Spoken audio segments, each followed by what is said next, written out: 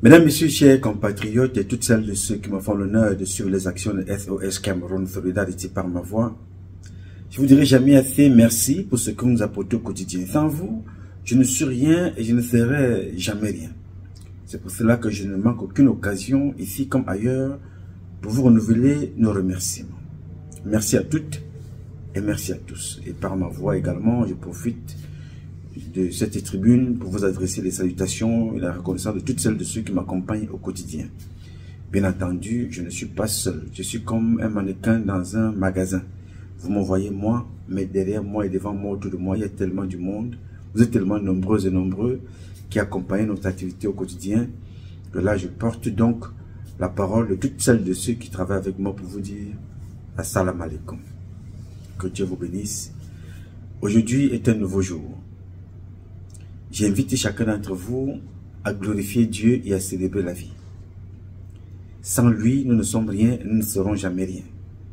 Nous venons encore ce matin de bénéficier de la matière la plus importante que personne ne peut vous offrir. Personne au monde. Le souffle. C'est le souffle qui nous tient. Je vous parle là comme ça, c'est à travers le souffle qui constitue la parole. Le souffle. S'il n'y a pas ça, tu ne vis pas. Même quand tu n'as pas la parole, tu dois respirer. Le souffle. On ne l'achète dans aucun magasin. Personne ne peut te l'offrir. Mais ce matin bien précis, Dieu est encore venu souffler dans tes narines. Il t'a dit, ma fille, lève-toi.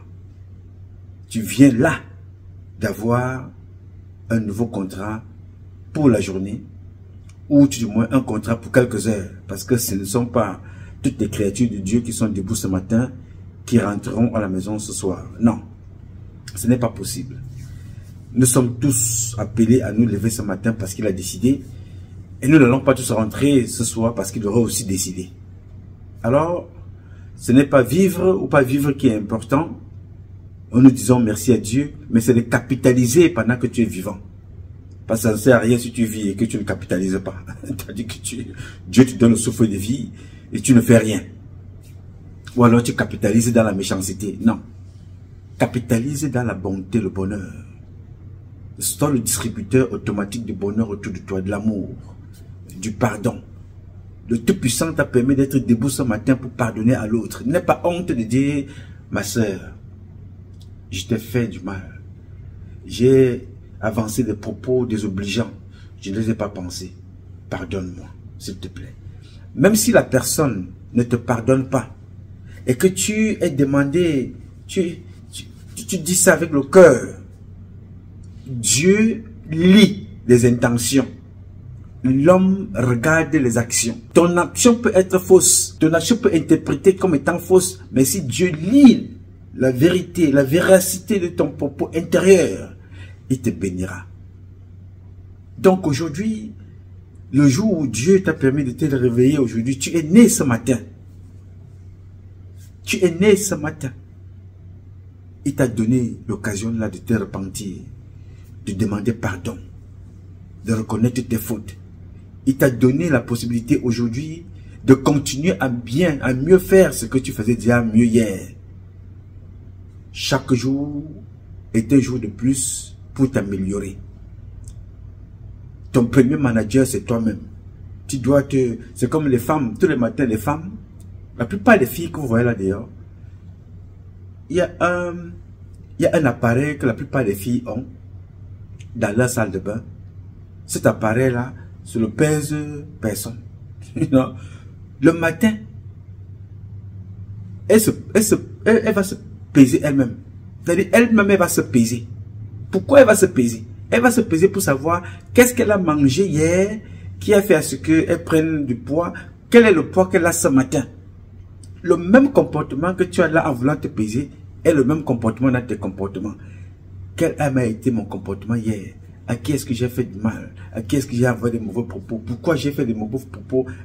Agencé et mis des mauvais propos, prononcé des mauvaises phrases contre des personnes. C'est comme ça qu'on se soigne. Soigner la peau, le corps est une chose. Mais soigner le cœur, il en est une autre. Il faut le purifier comme le moteur d'une voiture. le dégarni de tout ce qui est mauvais. Chaque fois que je me lève le matin, je fais la vidange. Oui. Je fais la vidange. C'est-à-dire que je vidange, il faut que je sois... Je dois me vider de tout le bonheur que j'ai en moi pour que Dieu me ravitaille encore, pour que demain je sois encore un nouveau distributeur du bonheur. C'est pour ça que quelle que soit la situation, quel que soit le problème, je dois toujours être heureux. Mon cœur n'a pas de place à la haine, à l'aigreur, à la méchanceté, à tout ce qui m'étouffe. Mon cœur est tellement petit, comme le tien aussi, il doit reculer beaucoup de choses. Il est tout petit. Ne donne pas place à ton cœur pour des choses qui ne t'apportent rien. Parce que pour faire du mal à quelqu'un, nécessite une place importante.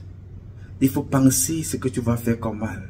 Il faut ruminer. Il faut garder ça dans un coin. Il faut se préparer. Il faut agir dans ce mal-là. Il faut encore revenir. Tu vis avec les remords dans le cœur, avec la peur que peut-être on connaîtra que c'est moi qui ai empoisonné tel, c'est moi qui ai tué tel, c'est moi qui ai envoyé un faux message à tel avec un faux nom. Mon frère, moi je n'ai pas ce temps-là.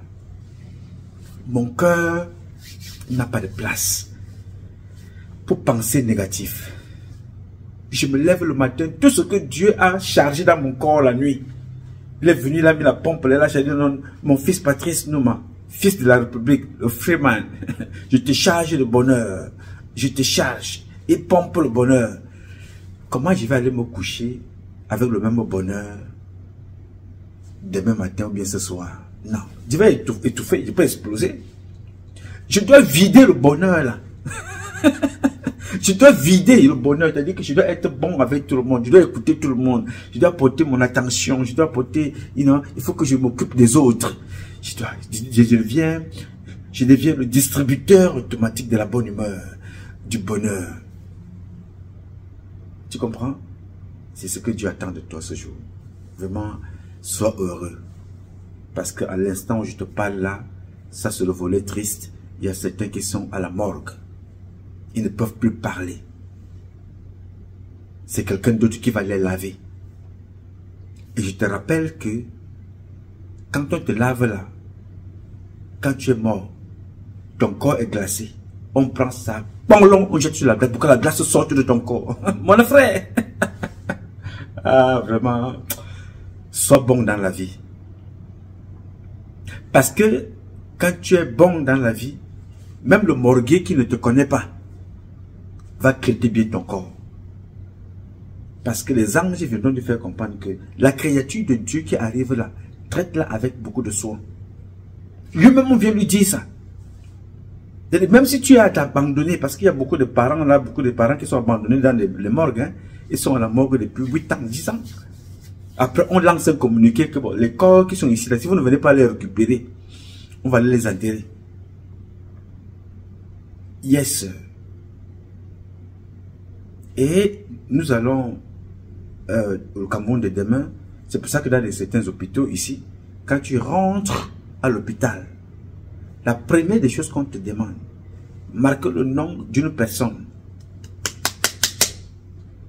que tu connais, qui doit être responsable, que si t'arrive un truc, on doit appeler. Et au Cameroun, on doit instaurer ça. Il ne faut plus que dans les morgues, les corps soient abandonnés. Même si tu seras seul, aller honorer cette personne, il faut que tu sois seul, tu seras béni. Personne ne doit plus être abandonné dans un hôpital, dans une morgue, parce qu'il n'y a personne. Personne n'a jamais personne. Non. Tout le monde a toujours quelqu'un quelque part. Même les fous, même les morts. Yes, sir. Donc, ce matin est un nouveau jour que Dieu a bien voulu te doter. C'est une dotation, c'est un don, c'est un cadeau. Tu n'as passé aucun concours, tu n'as dépensé aucun centime pour être debout ce matin. Même si tu es handicapé, que tu sois non-voyant, que tu ne sois pas capable de parler, mais si tu as le souffle, Dieu t'a encore donné la vie. Le souffle de vie est symbole d'espoir. Aussi longtemps que tu auras le souffle, tu as espoir que les choses peuvent changer. Parce que tu vis. Donc capitalise. Bien.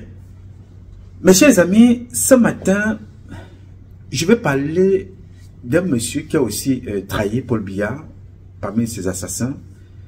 C'est un général aussi. Il fait partie de la liste que je vous ai donnée hier. Il s'appelle le général Amogo Bote. Amogo Bote, c'est le chef d'état-major particulier de Paul Biya, qui a contribué à l'assassinat de Paul Biya dans tous les domaines. Parce que quand quelqu'un décide de contribuer à tout ce qui arrive à tes enfants, ce n'est pas quelqu'un qui t'aime. Ces gens-là ont contribué à détruire Biya dans tous les domaines. Physiquement, trop de pratiques, avec son propre concours lui-même. Socialement, sa politique n'est pas respectée. Politiquement, vous voyez. Point de vue sécuritaire, je n'ai pas besoin de vous faire des dessins. Alors, je vous parle de ce monsieur-là ce matin. Parce qu'il fait partie de l'une des personnes qui a trompé le président de la République. Il y a quelqu'un parmi vous qui m'a posé la question dans vos commentaires. En fait, il a fait un commentaire disant que Patrice Nouma, j'ai l'air à m'écouter. Lui, cette personne-là, a l'impression que je minimise la responsabilité de Paul Biya dans ce qui arrive. Oui, tu as raison. C'est ta vision que je respecte bien entendu. Parce que ça fait une semaine que tu me suis, c'est normal. Je te souhaite bienvenue dans la communauté. Donc, dans ce cas-là, quand tu es bien arrivé dans la communauté, tu as vu la première vidéo, les premiers échanges. Nous te demandons, s'il te plaît, fais un effort, rentre en arrière. Ce n'est pas une révision. On te dit, bon, fais un petit tour en arrière, petit saut. 5 ans. Juste fais 5 pas en arrière. Et puis tu reviens. Tu vas un peu dire que tu te remémores un peu. Ça va t'éclairer. Je le dis tous les jours, ici. Il ne peut pas avoir plus grand responsable de ce qui nous arrive que Biya. Premier responsable, c'est lui. Premier comptable, c'est lui, avec sa femme. Chaque jour, je vous répète la même chose. C'est normal, parce qu'on ne peut pas avoir la même capacité de retenir les choses, la même capacité de penser, la même capacité analytique. Ça, c'est normal, je peux vous le concéder. Mais je dis ici, Paul Biya et sa femme sont les premiers responsables et comptables de ce qui nous arrive et de ce qui leur arrive au Cameroun. Quand j'ai dit ça, je dois donc dire que sur le terrain, je suis aussi responsable, je suis comptable de ce qui m'arrive et de ce qui nous arrive. Pour cela, je parle et je dénonce toutes celles de ceux qui étaient appelés à mettre en pratique ce que Paul Biya a voulu. Ce que Paul Biya, pour ce pourquoi Biya les a appelés de venir travailler avec lui. Je les appelle donc, ici, en leur faisant comprendre que vraiment, le président de la République a fait appel à vous. Voilà votre responsabilité. Voici ce que vous n'avez pas fait, que vous devriez faire. Vous devez être dénoncé. Il n'y a pas plus simple. Chacun doit prendre sa responsabilité. Moi, je suis un militaire. Je vous parle plus du côté sécurité parce que c'est mon domaine. C'est ce que je sais faire. C'est ce que je partage avec vous. Donc, alors, Amogo Bote est un militaire de l'armée de l'air. C'est le chef d'état-major des armées. Il a participé à l'assassinat direct ou indirect d'une dame, Madame Juliette Etoa. À l'époque de l'assassinat, elle avait exactement 73 ans, cette femme-là, avec des documents à l'appui. Aujourd'hui, je vous fais un résumé de la situation. Et à partir des jours à venir, on va aller acte 1, acte 2, acte 3. Ceux qui me suivent savent que cette affaire, j'ai déjà parlé de ça il y a 8 ans. Ce sujet-là. J'ai parlé de ça il y a 5 ans. Et de temps en temps, je reviens avec ce sujet. Je vous en parle aujourd'hui parce que Biya Binvondo doit savoir l'action que ces gens qui sont autour de lui ont passé leur temps à faire. À tuer des personnes, à contribuer à détruire les familles, à contribuer à détruire la société camerounaise, à tordre le cou à la justice, à détruire sa propre politique. Il faut qu'il le sache avant que Dieu ne l'appelle. La même chose que l'entourage de Biya a fait avec Brenda, Junior Biya, Brenda Biya, la femme de Biya. C'est la même chose qu'ils ont fait avec tout le peuple camerounais dans la généralité et dans son ensemble. La différence, c'est que le Camerounais lambda, oui, on passe. Et la différence aussi de l'autre côté, chez la famille de Paul Biya, c'est noyé dans l'argent. Mais ces gens-là ont une souffrance profonde, organisée par eux-mêmes et accompagnée par toutes celles de ceux qui les entourent, avec à leur tête Amogo Bouté et Joseph Fouda. Que se passe-t-il? Il y a une dame, la dame que vous voyez là, on l'appelle Anastasie Faure. C'est une Camerounaise de nationalité française, vivant en Europe.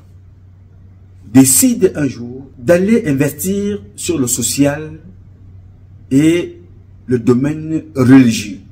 Elle est chrétienne, catholique, fervente, pratiquante, et décide donc d'aller dans son village, dans son arrondissement, avoir un espace, construire une église, des logements sociaux, des espaces pour les loisirs, et ainsi de suite, pour, des personnes qui croient en Dieu, comme elle, des personnes pour accompagner toutes celles de ceux qui ont la foi, aménager leurs conditions de vie, faciliter, construire des infrastructures, mettre sur pied des infrastructures qui vont aider là toute personne qui veut se recueillir, qui va aller dans une église, elle a mis des moyens. Elle a eu des autorisations. Le gouvernement camerounais a donné des autorisations. Les personnalités sont même allées sur le terrain vérifier. Elle a eu tous les agréments. Elle a reçu des agréments pour une fondation, une association dans son pays, le Cameroun. Comme vous pouvez le voir sur les photos. Toutes les autorisations ont été données. Elle a donc décidé d'investir. Il y a une église, il y a des logements, il y a des espaces de récréation et tout ce que ça comporte. Des méditations aussi. Dans cet investissement, elle est accompagnée par des partenaires, par des donateurs, dont le plus connu, dont je retiens le nom, c'est un certain Kachamouan. L'un des donateurs de son œuvre. Elle reçoit pas des petites sommes, des sommes très très importantes, qui lui sont données par des donateurs en Europe, en Suisse, en France, à Lyon, partout, pour accompagner son œuvre, au Cameroun. Elle commence donc à investir au Cameroun. C'est donc comme ça qu'un jour, un certain Adalbert N'Djana, que vous connaissez, Monseigneur Adalbert N'Djana, l'un des tueurs en série que le Cameroun ait connu, se rapproche d'elle. Je vous fais un petit résumé et les détails, nous allons les suivre par série. Lui fait comprendre que maintenant, dans ton investissement, tu vois que de temps en temps, tu vas prendre l'argent dans Western Union, dans MoneyGram et tout ça. Il serait très important pour toi, si tu veux continuer à recevoir ton argent plus facilement. Je te donne le numéro de compte de l'église, du diocèse. Et puis tu reçois tes virements là-bas. Il dit, pourquoi pas? Il trouve la démarche normale. Il va, ok. Donc, de l'Europe, il faut lui envoyer de l'argent par ce RIP qui lui avait été donné par Adalbert N'Djana.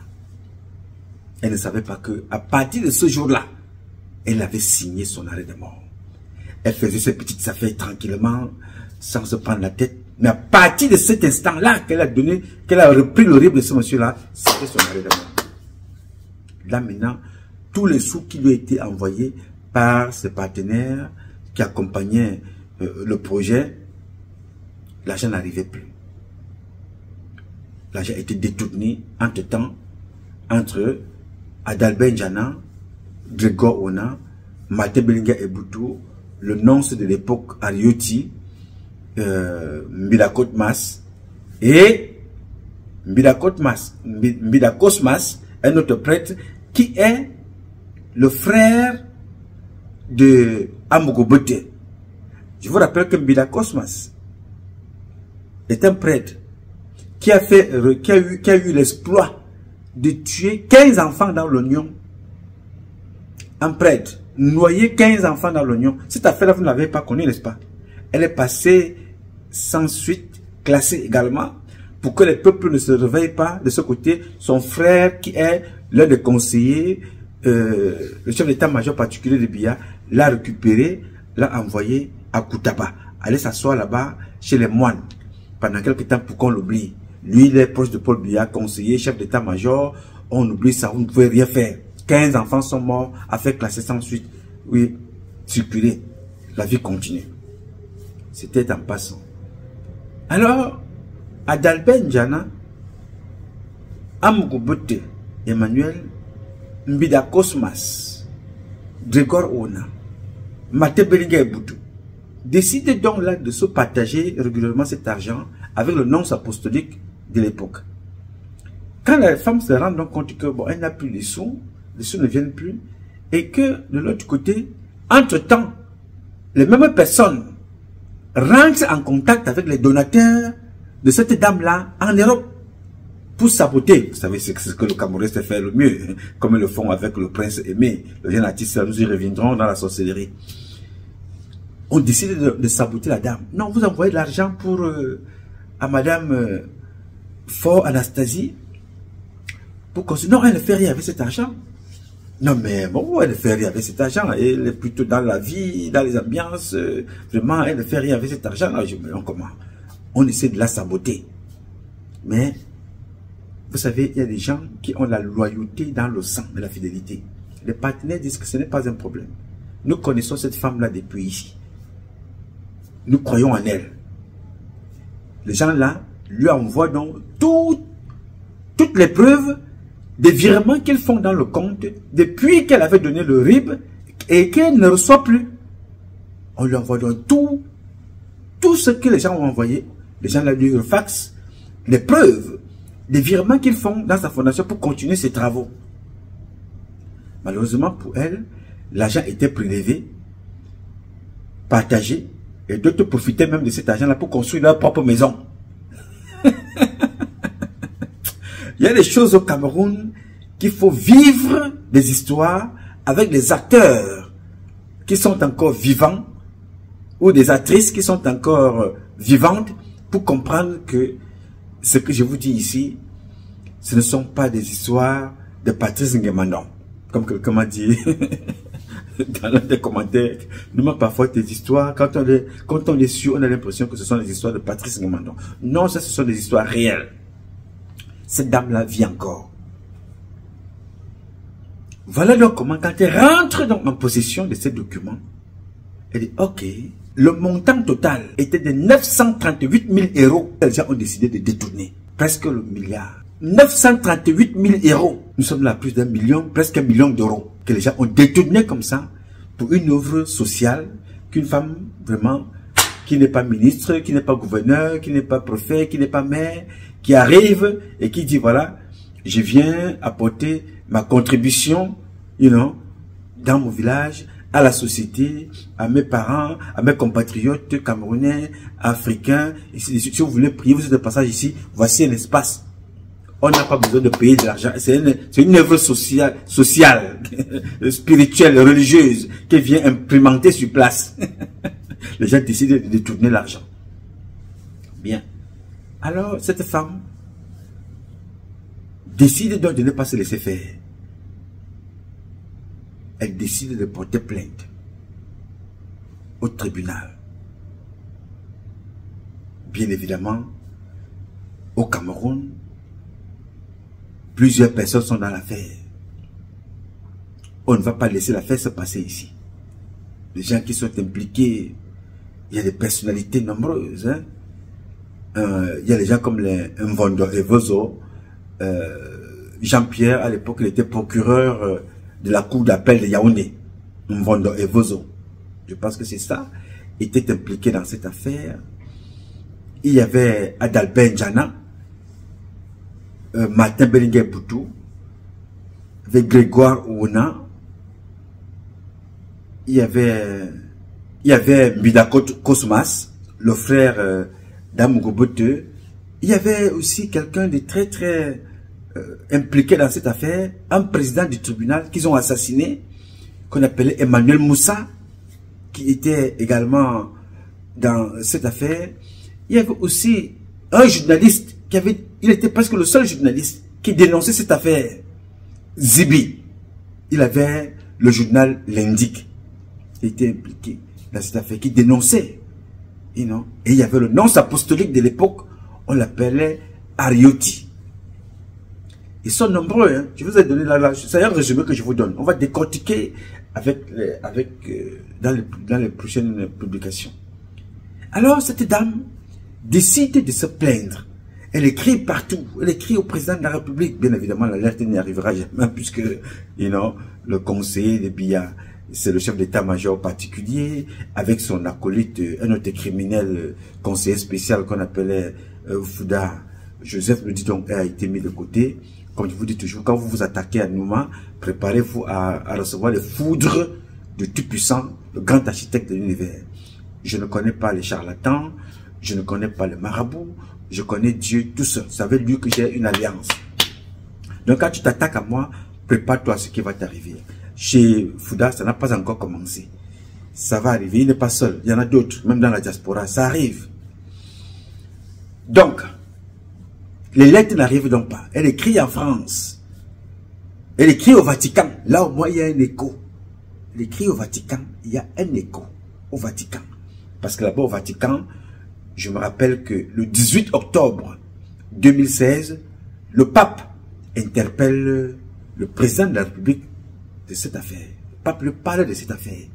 Que vraiment, comment une religieuse, Madame Faure, décide d'investir là-bas, on lui arrache tout son argent, et ceux qui arrachent son argent sont des gens qui sont à côté de toi, monsieur le président. Donc il va falloir trouver une solution dans cette affaire. Le président est interpellé le 16 octobre 2016, pendant 45 minutes qu'il a été reçu par le pape. Le pape lui parle de cette affaire, que les gens essaient de noyer au Cameroun. Entre-temps, l'affaire au tribunal, elle connaît pratiquement près de 156 renvois. Non.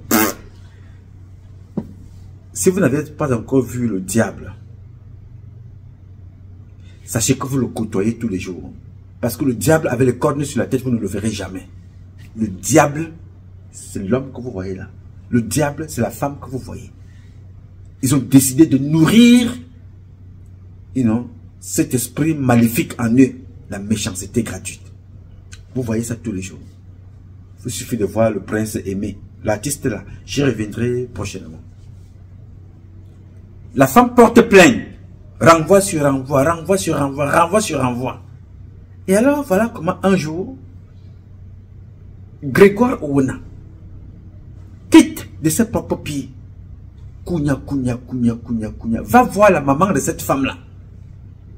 Elle s'appelait Maman Juliette et toi. Elle avait exactement 73 ans. Grégoire Ouona va voir cette maman-là. Dit à cette maman-là, de termes forts. Grégoire Ouona quitte de ses propres pieds, va voir la maman de Anastasie Faure, donc maman Juliette et toi. Va faire des menaces à cette maman-là. Des menaces lui disant qu'il ne faut plus que ta fille continue de revendiquer son argent, sinon elle verra ce qui lui arrivera. À Grégoire Ouona que vous voyez là, il va voir cette maman. Sa fille est à quoi en vie, hein? Vous savez, quand je vous dis des choses, moi je me documente toujours des preuves. Grégoire Ouona, quitte Kounia, va voir cette maman-là, lui fait comprendre, si ta fille continue, si elle persiste dans le procès qu'elle est en train de faire là, ça va très mal se passer. Bien évidemment, ça s'est très mal passé. Parce que quelques jours plus tard, cette maman va être assassinée. Yes, sir. Oui, monsieur. Cette maman va être agressée par des jeunes qui ont été montés par Adalben Djana et Grégoire Ouona et Martin Bellinga Boutou, par des jeunes le 9 février 2008.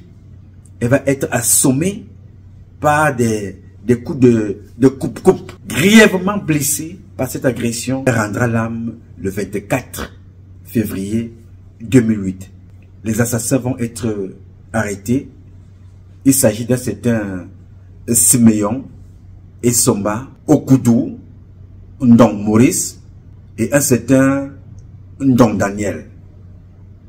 Ils vont donc dévoiler ceux qui les ont envoyés aller tuer cette maman, et en expliquant que la personne qui leur a demandé d'aller tuer cette maman a dit allez agir parce que vous seriez protégé par Martin Belinguer Boutou. Il ne vous arrivera rien de Gwaona est là, Adalbert Djana est là, Martin Belinguer Boutou. Ils ne vous arriveront, il n'y aura aucun problème. Vous serez protégés. Bien évidemment, ils ont été protégés parce qu'ils ont été arrêtés et condamnés à 32 ans de prison, mais ils ont été libérés. Pas la même personne, parce que ils avaient commencé à dire que si vous ne nous libérez pas, il va falloir qu'on raconte tout ce qui s'est passé. C'est le Cameroun. Ils ont été libérés. Dans cette affaire, monsieur Amugobote, qui est impliqué, même titre que son frère, Mbida Cosmas, n'a pas aidé le président dans la gestion de cette affaire parce qu'il était lui-même partie prenante. Il était l'une des personnes qui a reçu beaucoup d'argent. Alors quand l'affaire arrive au Vatican, le pape appelle son nonce, demande les comptes à son nonce, qu'est-ce que c'est que cette histoire. Le nonce fait le compte rendu, mais ne voulant pas que l'affaire l'éclabousse lui, il décide, le nonce, d'aller rembourser la part d'argent qui lui avait été donnée. Parce que les gens lui ont donné de l'argent pour que cette affaire-là ne puisse pas évoluer de l'autre côté, du côté du Vatican. On lui a donné beaucoup d'argent, 70 millions de francs CFA, plus ce qui a été donné par Martin Belinguer Boutou et les autres, ça atteignait donc 135 millions de francs CFA. Il décide de venir retourner cet argent au Cameroun. Il dit voilà, vraiment, voilà ce que j'ai reçu de vous. Il ne faut pas que cette histoire-là revienne vers moi et m'éclabousse. Je n'en veux plus. Mais cela ne peut pas dédouaner un serviteur de Dieu qui était là pour protéger une créature de Dieu qui a décidé de nourrir son créateur, et tu as comploté avec des gens d'une façon directe et indirecte pour détruire son action. Donc en venant même à rembourser l'argent maintenant, ça ne va pas te... tu ne pourras pas bénéficier des bénédictions de Dieu puisqu'il y a déjà mort d'homme. On a tué une maman à cause de ta complicité. Il prend donc 135 millions. Ils viennent voir Mbida Cosmas et Amugobote. Dit vraiment, remettez cet argent à cette dame, remettez-lui son argent. Et lui s'en va.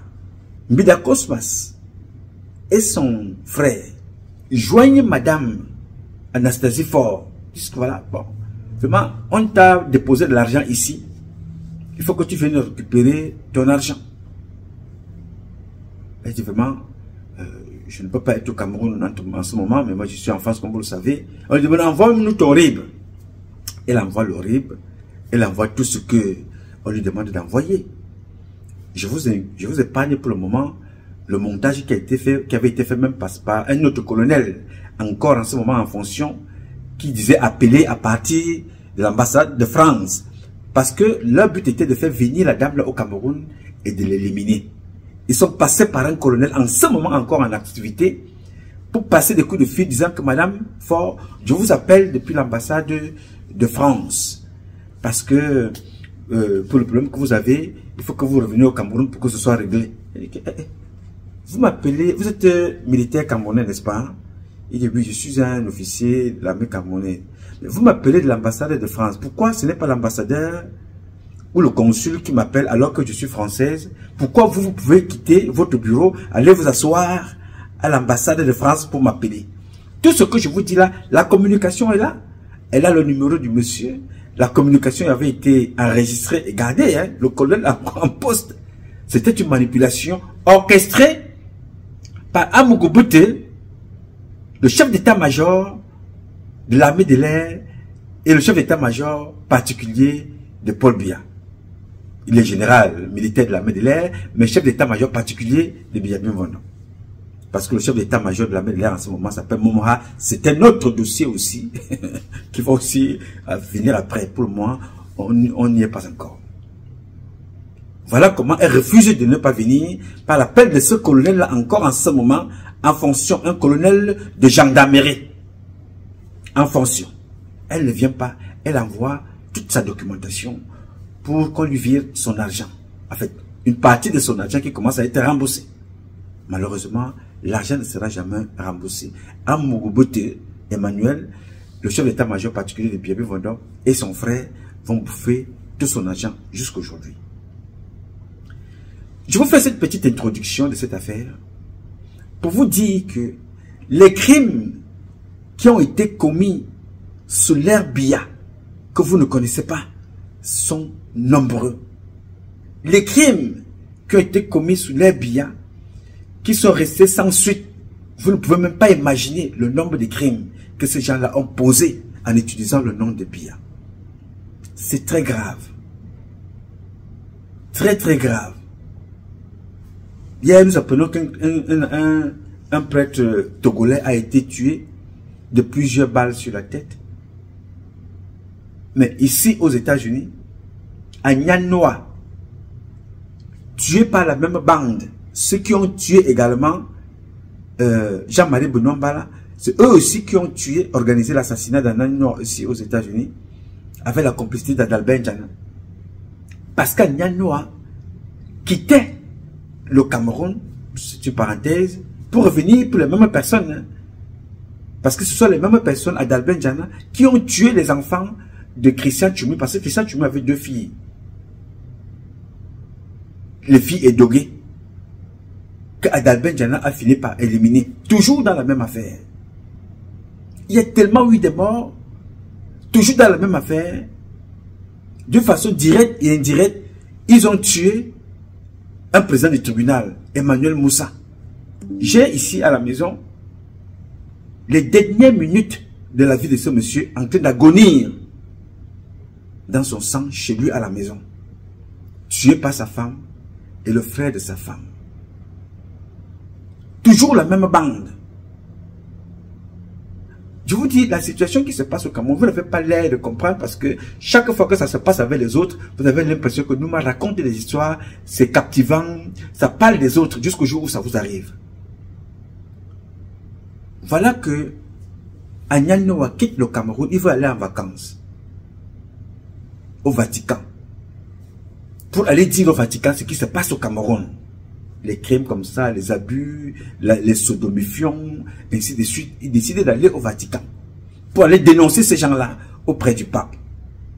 Amougoubete, Martin Bellinga Eboutou, à l'époque encore ambassadeur du Cameroun aux États-Unis, à New York, décide de détourner le voyage de Nyanoa. N'Djana appelle Martin Bellinga Eboutou, dit voilà, Anyanoa veut aller au Vatican, aller nous établir là-bas, aller nous verser au sol. Donc, toi qui es mieux placé là-bas, invite-le là-bas et tu finis avec lui aux États-Unis. Voilà comment Martin Bellinga Eboutou, influent à son époque, dit voilà, Anya, comme tu vas en vacances, viens d'abord passer quelques jours ici aux États-Unis, je t'envoie un billet d'avion. Anyanoa, se doutant de rien, prend le billet d'avion. Voilà, je vais quitter donc les États-Unis pour aller directement au Vatican. Il arrive ici aux États-Unis, il est accueilli, Wangaka, ils parlent régulièrement ensemble, ils font des prières ensemble, et ainsi de suite. À la veille de son voyage, il est empoisonné, tué par Martin Bellinga Eboutou et son corps violé par le même Martin Bellinga Eboutou.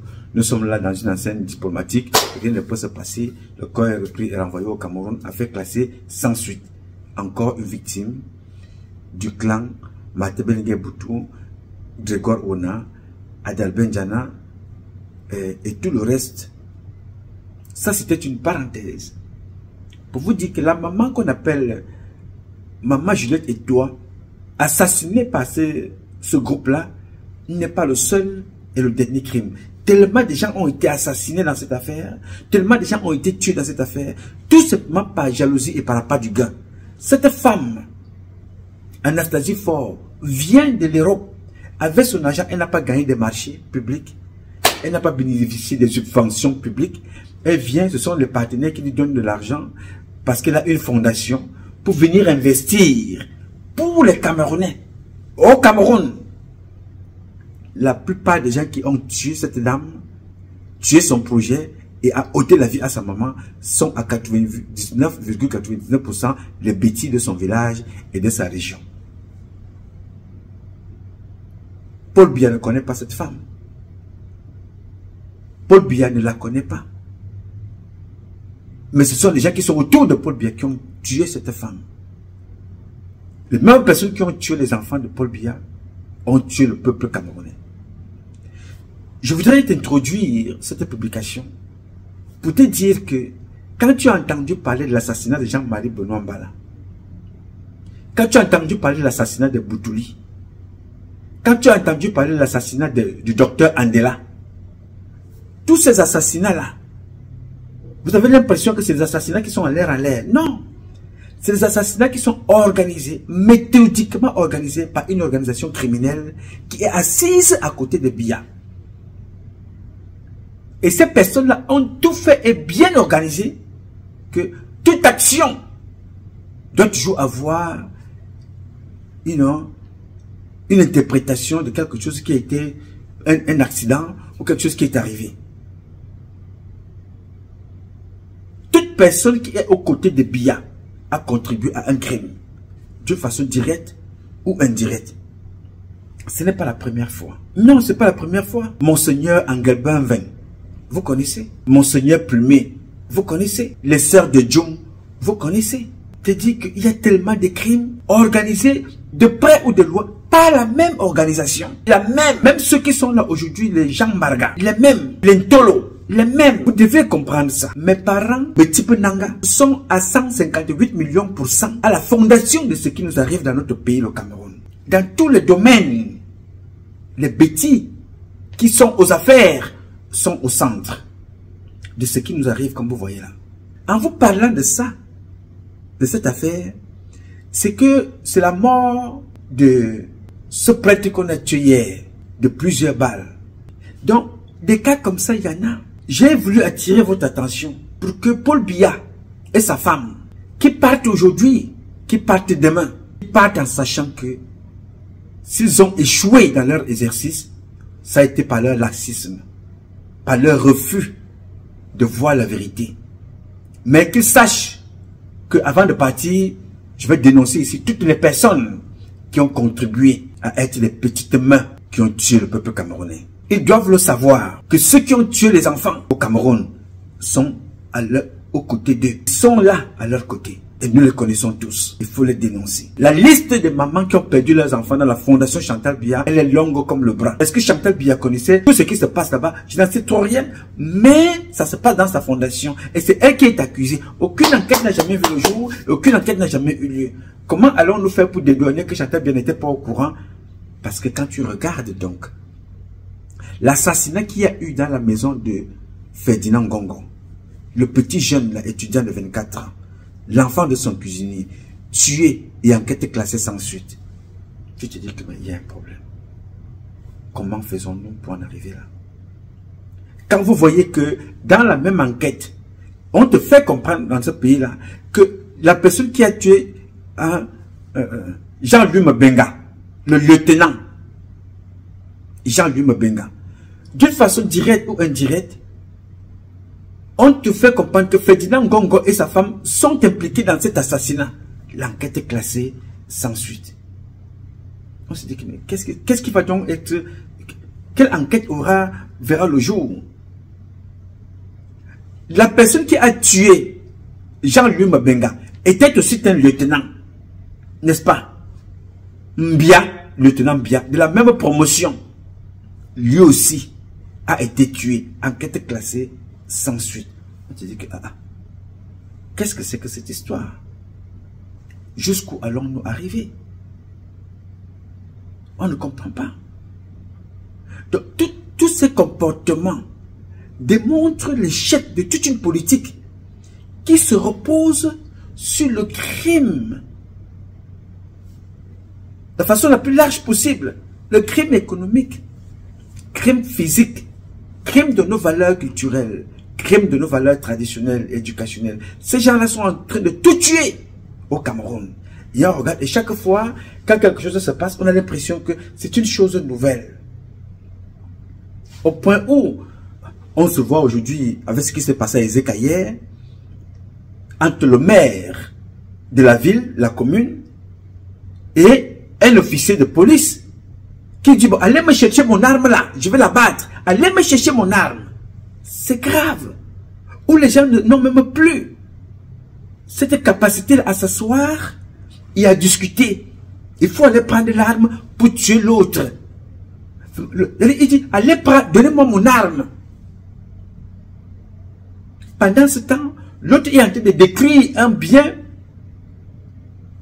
public ou privé, il est en train de décrire ce qui n'est pas normal. Tu constates quelque chose qui a été mal fait, tu es une autorité, saisis la justice. On ne se fait pas justice soi-même.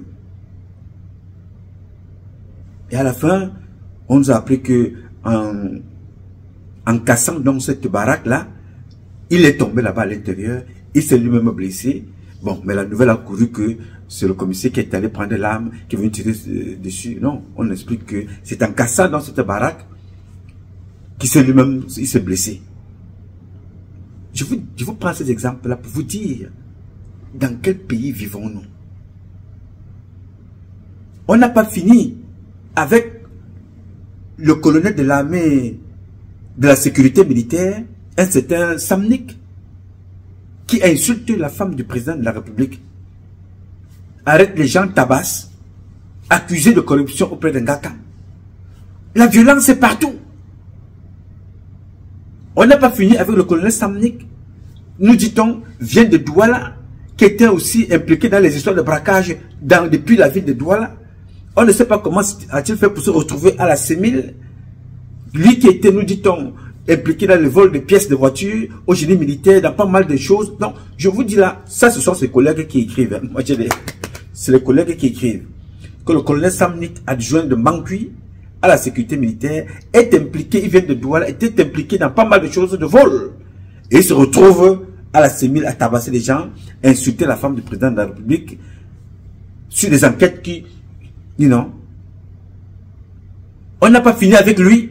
On te fait comprendre que le commandant de brigade de Kounou est allé tabasser quelqu'un pour un problème de terrain appartenant à Nkwete. On va de violence en violence, de violence en violence. On n'a pas fini. On vous fait comprendre que voilà, une fille a été retrouvée, sans vie, dans un sac.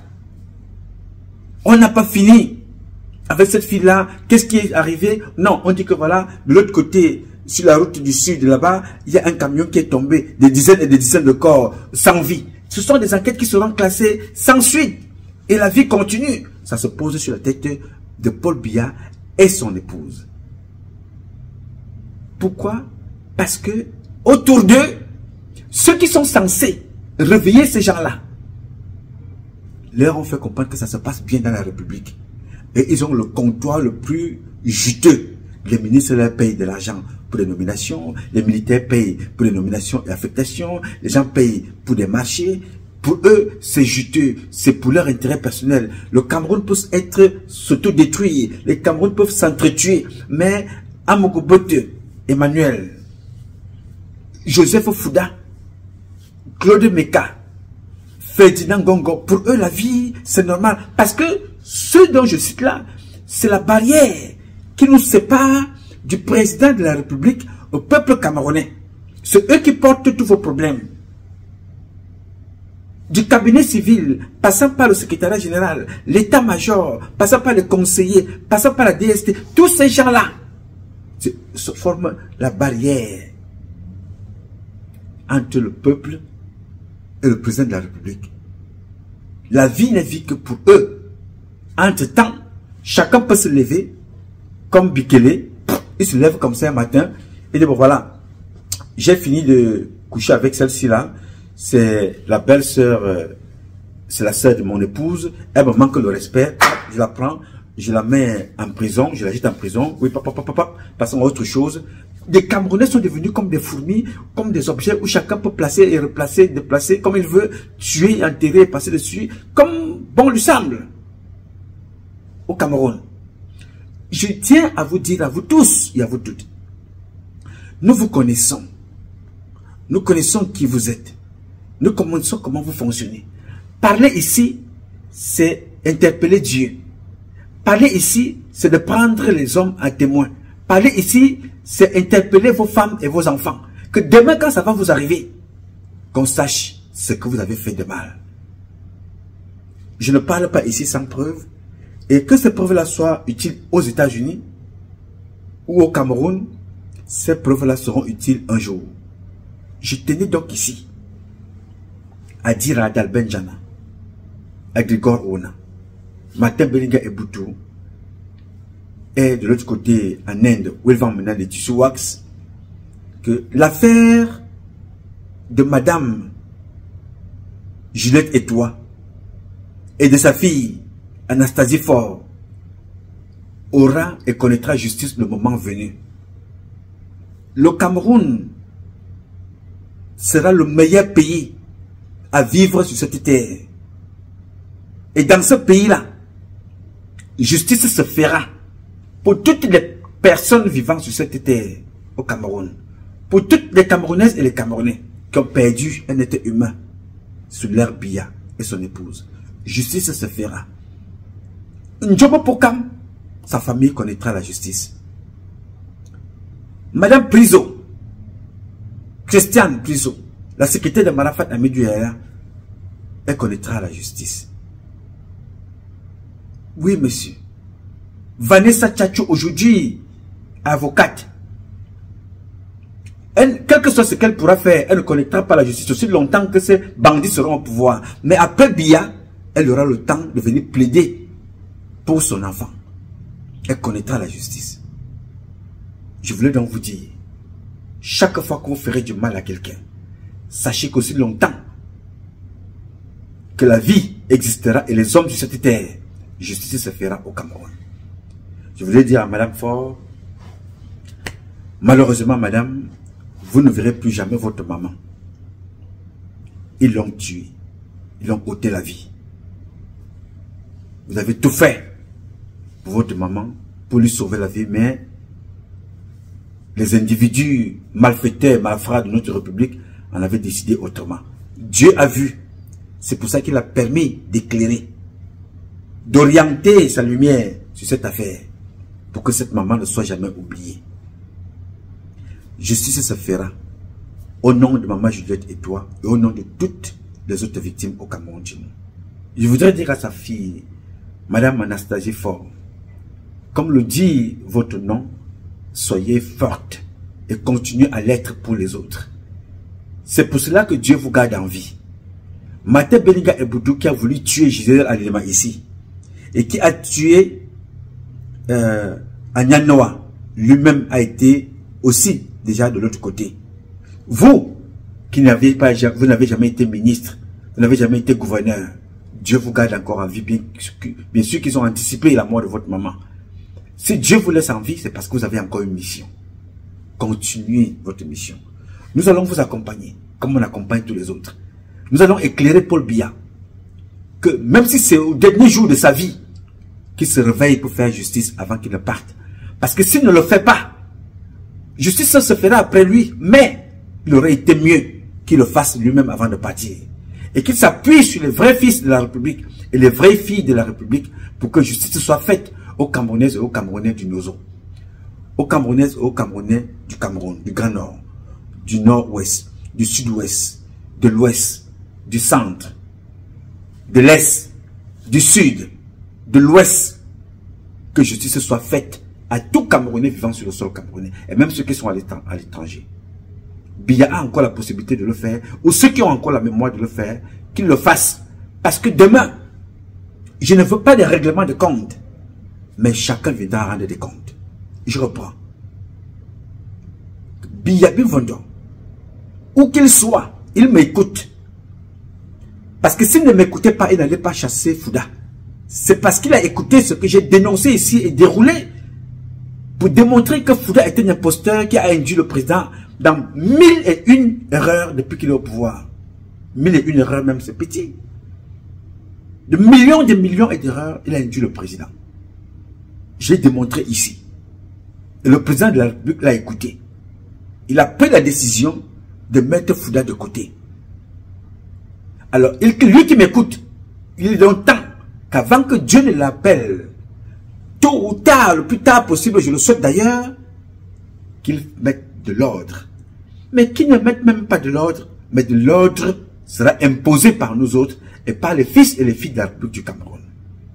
Mais je souhaite que, si le président de la République a échoué, surtout, mais qu'il réussisse au moins sur une chose, qu'il balaie avant de partir et nous confie un pays propre.